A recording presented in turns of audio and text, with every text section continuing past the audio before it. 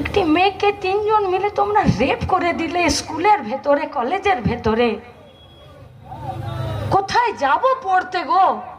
কোথায় যাব ডাক্তার দেখাতে?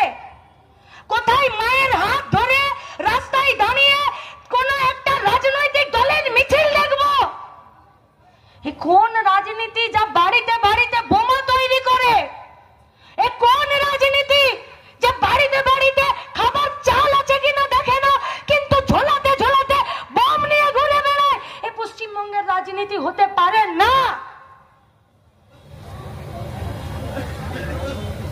কুত্তার বাচ্চা হয়ে গেছে সব কটা, যাদেরকে এই পাগলা কুত্তার মতন ছেড়ে রেখেছে এদেরকে রাস্তায়। টিভির পর্দায় এই খেপা কুকুরগুলোর ভাষণ শুনবো আমরা।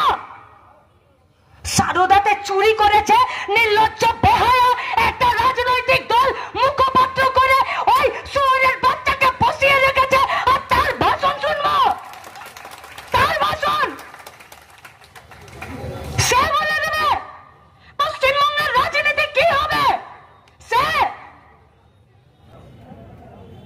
এই মেয়েকে চেয়েছিলেন নাকি আপনারা? বাংলার এই মেয়েকে চেয়েছিলেন? চেয়েছিলেন এই মেয়েকে?